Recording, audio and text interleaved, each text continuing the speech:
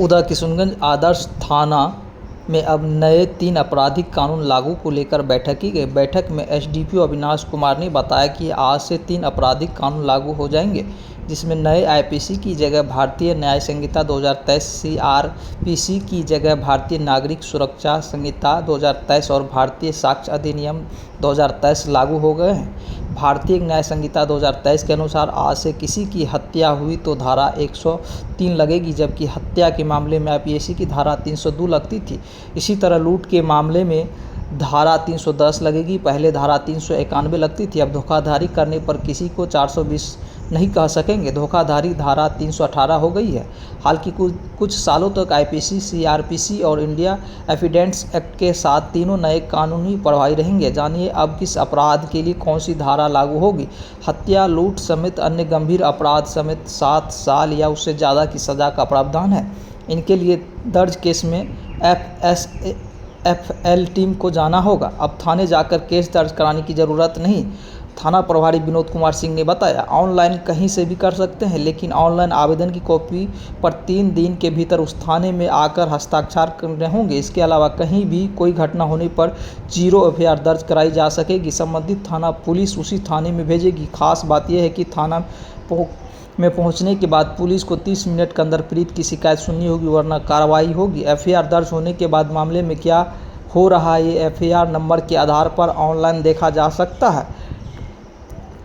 Honours FSL team के मौके पर जाना होगा। टीम वहां जाकर सारे साक्ष्य एकत्र करेगी। इलेक्ट्रॉनिक अभिलेख की मान्यता एवं अन्य दस्तावेज की तरह होगी। इलेक्ट्रॉनिक साक्ष्य को मान्यता दी गई है। पहला अपराध जब ऑनर्स 103, हत्या 302, 309 तोड़ा गया निशान, इंटेलिजेंस 392, 3 वर्ष से कम सजा वाले ट्रेनिंग, हत्या की कोशिश, धोखाधड़ी 109, 307 फाइल। जिन मामले में सजा 3 वर्ष या उससे कम है, उनसे पुलिस पदाधिकारी की अनुमति के बिना आरोपी की गिरफ्तारी नहीं होगी, जो पुराने कानून में नहीं था। 60 वर्ष से अधिक उम्र या शारीरिक रूप से कमज़ोर लोगों की गिरफ्तारी नहीं होगी। गिरफ्तार होने पर उसके परिवार को तुरंत सूचना देनी होगी। भगोड़े अपराधी की अनुपस्थिति रहने की उपस्थिति में 90 दिन के अंदर चार्जशीट दाखिल करने का आदेश मिला है। उन्होंने बताया कि नए कानून के बारे में परीक्षण हम सभी को पूर्व में ही दे दिया जा चुका है। 3 नए आपराधिक कानून लागू होने के बाद एफआईआर से लेकर कोर्ट के फैसले तक की पूरी प्रक्रिया ऑनलाइन की जाएगी। देश में ऐसी नई व्यवस्था स्थापित होगी जिससे 3 साल के भीतर न्याय मिल सकेगा। अब गिरफ्तारी के फोटो और वीडियो बनाने होंगे। पुलिस अधिकारी को नए कानून में जहां से गिरफ्तारी होगी वहां के फोटो और वीडियो बनाने होंगे। रेप के मामले में 7 दिन में मेडिकल रिपोर्ट, 60 दिन में जांच पूरी करनी होगी। हर हाल में आयोग को 3 महीने में जांच रिपोर्ट पीड़िता को देनी होगी। केस वापस लेने से पहले पीड़िता पक्ष का पक्ष सुनना होगा। 3 नए प्रमुख कानून का उद्देश्य सजा के बजाय न्याय प्रावधान करना है। पुराने और नए कानून में कई साल तक साथ साथ चलते रहेंगे।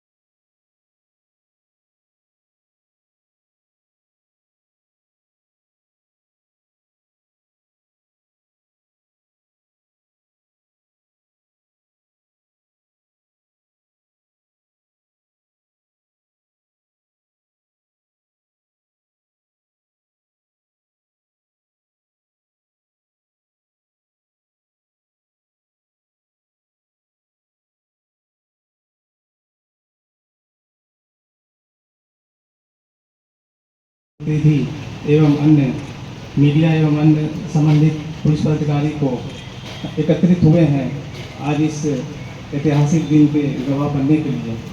जैसा कि सभी लोग जानते थे कि पहले से जो आपराधिक कानून थे, आईपीसी, सीआरपीसी और एविडेंस एक्ट, जो भारतीय साक्ष्य अधिनियम पहले भी था, अब ये तीनों कानून नया रूप ले चुके हैं। आईपीसी जो भारतीय दंड संविधान था, वो अब BNS यानी भारतीय न्याय संहिता के नाम से जाना जाएगा। इसमें पहले 511 धाराएं होती थी, अब उसको संक्षिप्त किया गया है, कुछ धाराओं को हटाया गया है और अब 358 धाराएं भारतीय न्याय संहिता जो BNS के नाम से जानी जाएगी के अंतर्गत आ गई है। इसके अलावा जो CRPC कानून थे पहले, जिसे कि क्रिमिनल प्रोसीजर एक्ट कहा जाता था, अब उसका नया नाम का संहिता हो गया है, जिसके अंतर्गत पहले कुल 484 धाराएं थी, अब इसमें टोटल 511 धाराएं आ चुकी हैं। भारतीय साक्ष्य अधिनियम जो पहले था उसका नामकरण वही भारतीय साक्ष्य अधिनियम 2023 है। पुराने प्रावधानों में भारतीय साक्ष्य अधिनियम में 167 धाराएं थी। नए जो भारतीय साक्ष्य अधिनियम 2023 लागू आज से हो रहा है, इसमें कुल 172 धाराएं हैं। इनमें 23 धाराओं में संशोधन किया गया है और पुराने 5 धाराओं को विलोपित किया गया है। अब मैं छोटी छोटी कुछ ब्रीफ बातों को बताना चाहूँगा कि कानूनों में क्या बदलाव है और इसका मूल उद्देश्य क्या है। जितने भी तीनों कानून बनाए गए हैं, इसमें प्राथमिकी मुख्य उद्देश्य ये है कि आम जनता नागरिक के सामने कानून की पारदर्शिता लाई जाए एवं उन्हें किसी भी तरह की दिक्कतें एवं समस्याओं का सामना ना करना पड़े। जैसे कि प्राथमिकी का फॉर्मेट बदला गया है।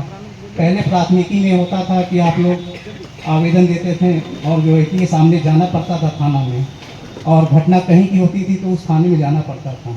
परंतु नए कानून के हिसाब से इस बार 0 FIR का प्रावधान लाया गया है। मतलब कि इस 0 FIR के बारे में मैं कहना चाहूँगा, घटना कहीं भी हो, जो घटित जिसके साथ हुआ है वो संबंधित थाना जाएगा और वहाँ अपना आवेदन दे देगा, चाहे वो किसी दूसरे जगह कहीं क्यों ना हो, और उस आवेदन पे 0 FIR दर्ज होगा और वो आवेदन फिर उस क्षेत्र जो पीड़ित है उस संबंधित थाना में ट्रांसफ़र कर दिया जाएगा। तो इससे आम नागरिक कहीं भी जिस समय घटना घट जाती है तो इसको बहुत ही आसानी और अच्छी सुविधा प्राप्त होगी। क्योंकि कोई व्यक्ति अगर उदय किशनगंज का है, वो भागलपुर गया है, उसके साथ कुछ घटना घटती है तो संबंधित थाने जाते हैं तो वो उनको कहा जाता होगा, जाइए आपका तो मामला उदय किशनगंज का है, आप वहाँ चले जाएँ। परंतु इस 0 FIR के माध्यम से वो संबंधित भागलपुर थाना में अपना आवेदन देगा और वहाँ 0 FIR दर्ज हो जाएगा और वो फिर उदय किशनगंज थाना में ट्रांसफ़र होगा और सारी बात होगी। तो ये 0 FIR बहुत ही अच्छा प्रावधान है। इसके अलावा एक प्रिलिमिनरी जांच की व्यवस्था की गई है। एक सज़ा 3 साल और 7 साल के बीच की हो, उसमें पुलिस उपाधीक्षक के आदेश के अनुसार प्रिलिमिनरी जांच की जाएगी और उस जांच की रिपोर्ट में संबंधित थाना को स्पष्ट करना होगा कि घटना सही है कि नहीं और संबंधित FIR दर्ज करना ही होगा। इसके अलावा FIR के बाद जो भी FIR करते हैं, जो वादी होते हैं, उनको तुरंत फ्री ऑफ कॉस्ट 1 प्रति उपलब्ध कराई जाएगी। ये भी इस नए कानून में प्रावधान है। ये पुराने में भी था परंतु प्रचलन में नहीं था, परंतु अब ये कंपलसरी हो गया है और प्राथमिकी की प्रति संबंधित को दी ही जानी जाएगी। इसके अलावा गिरफ्तारियां जो होती हैं किसी भी केस में या ऐसे भी, गिरफ्तारियों में नियम अब इस तरह से हो गया है कि जिस भी व्यक्ति की गिरफ्तारी होगी उसके संबंधित को 24 घंटे के अंदर अविलंब सूचना दी जाएगी, लिखित रूप में भी और इलेक्ट्रॉनिक रूप में भी, कि आपके फलाना लोगों को इस आधार पे स्पष्ट बताना होगा, इस आधार पे गिरफ्तार किया गया है और ऐसी ऐसी कार्रवाई की जा रही है। इसके अलावा अब डिजिटल एविडेंस पे जोर दिया गया है और भारतीय साक्ष्य अधिनियम में जो इलेक्ट्रॉनिक साक्ष्य है उसको जो एविडेंस के रूप में प्राइमरी एविडेंस माना जाएगा। कभी होता है कि लोगों को फ़ोन से धमकी आता है कि ऐसे ऐसे ऐसे करो ऐसे करो। इस संबंध में जो आपके पास फ़ोन में अगर रिकॉर्ड किए हुए हैं या फ़ोन में जो फोटो है या कुछ ऐसा साक्ष्य जो वादी दिखाएगा कि हाँ ये साक्ष्य है, ये हमको ऐसे किया है या फलाना ऐसे किया है, तो उसको प्राथमिकी साक्ष्य माना जाएगा और उसके आलोक में संज्ञान लेते हुए कार्रवाई की जाएगी।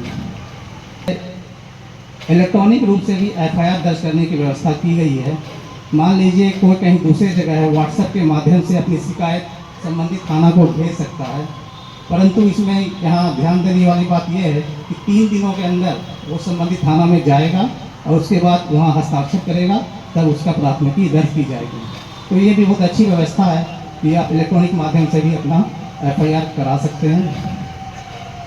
भारतीय न्याय सुरक्षा संहिता के अंतर्गत जो भी महिलाओं से रिलेटेड उत्पीड़न या जो भी होते हैं अपराध, उसमें 24 घंटे के अंदर उनका मेडिकल परीक्षण कराया जाना आवश्यक है। साथ ही साथ चिकित्सकों की ये बाध्यता होगी कि 7 दिनों के अंदर उसके मेडिकल रिपोर्ट पे तुरंत समर्पित करेंगे। ये सब चीज़ें हैं जो नए कानून में आए हैं और ऐसी बहुत बातें हैं जो समय के साथ आम जनता को प्रेषित की जाएगी एवं समय समय पे हम लोग इस संवाद गोष्ठी का आयोजन करेंगे और मुझे पूरी उम्मीद है कि नए कानूनों से एक नई क्रांति आएगी और आम जनमानस एवं नागरिकों में एक अच्छी भावना, एक पुलिस के प्रति अच्छा विश्वास का जो है आलम कायम होगा। धन्यवाद। धन्यवाद सर। आपके द्वारा जो 3 नए आपराधिक कानून 2023 आज मध्यरात्रि से लागू हो चुका है।